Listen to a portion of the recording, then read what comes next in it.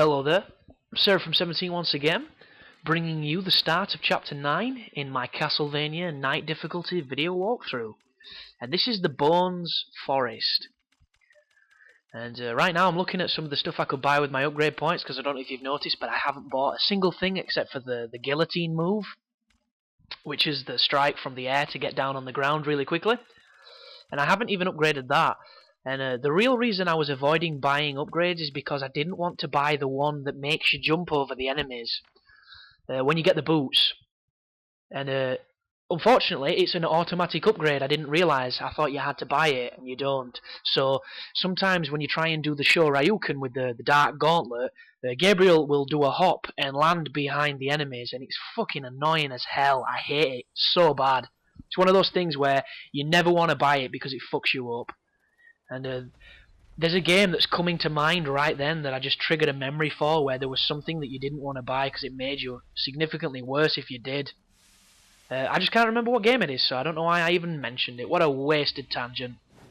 But this is the Bone Forest, and this is a filler level if ever I saw one, because it involves you running around killing some pointless enemies, and I think there's a Chupacabra section coming up, which is fucking gay.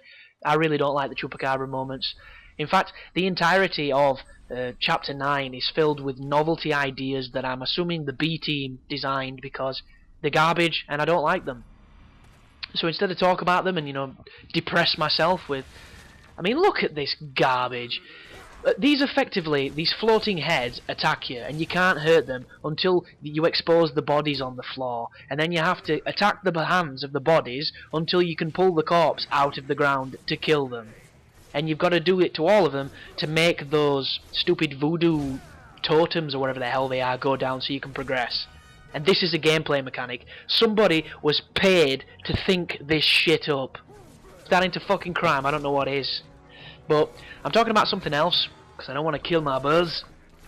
And that is the finales of some TV series that I've seen. So, spoiler alert if you watch these programs and you've not seen the finales yet, but I'm going to be talking about two specifically, because I watched them last night with my girlfriend and we had quite the roller coaster.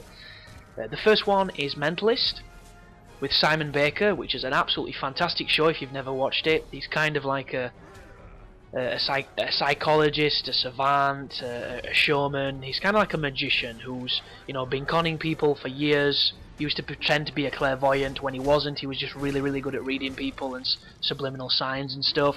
And he's helping the police investigate crimes. He has his reasons for doing this, and it's a fantastic show. It's been renewed for another season, which I'm good to find out, because one of the main narratives of the show is finding the person that killed the main character's wife and daughter, a serial killer on the show called Red John.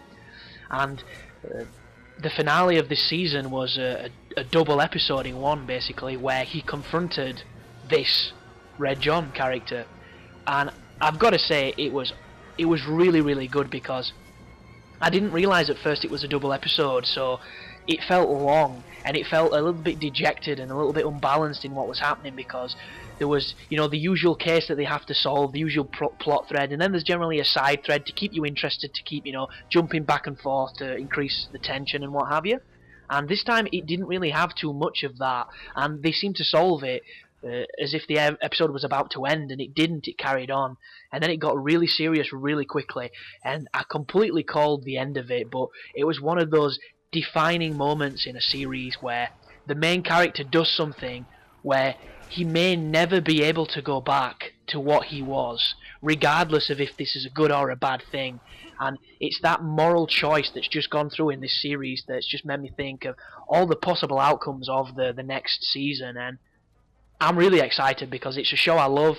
It's been renewed when a show I really liked hasn't been renewed, which was Lie to Me with Tim Roth, and they fucking cancelled it, which is just disgraceful when there's 90 million episodes of fucking CSI and every single one of them are the same.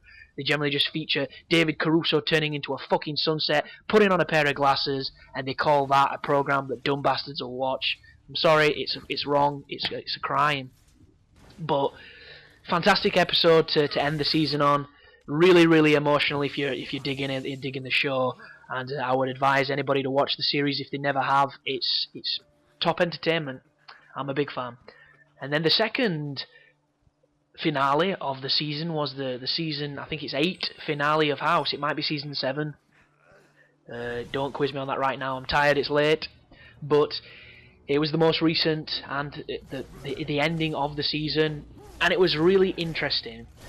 The only problem that I feel with the episode is they started right at the end, so you knew something really bad was going to happen, you just didn't know what, and because it was the last episode of the season, House generally hits it out of the stadium. They do really terrific final episodes, so I thought it was going to be something really climactic, and in theory, it kind of was.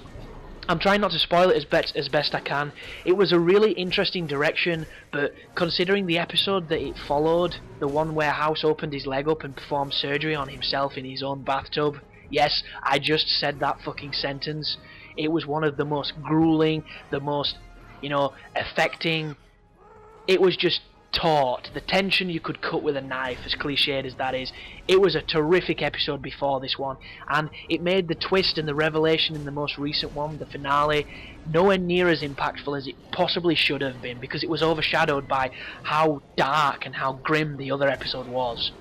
And I think that has definitely worked against it, but they've gone and done something now with the show where they're in a situation where it's going to be increasingly difficult to go back to what it was, and I'm fascinated to see how they do that. One saddening part is one of the main characters, an actress called Lisa Edelstein, or Edelstein depending on how you pronounce it.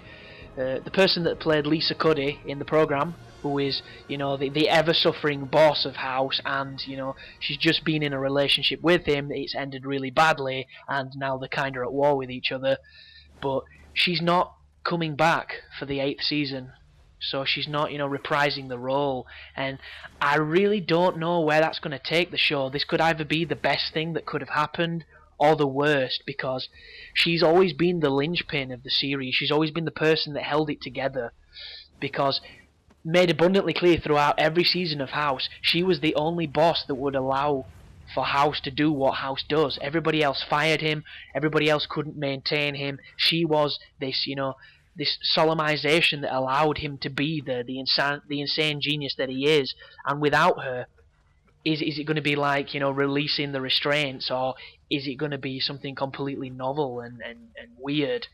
Because I've got visions of it being, turning into like fucking Doc Martin or something ridiculous, and I hope it doesn't. But I have full faith in that production team. What I don't have faith in is how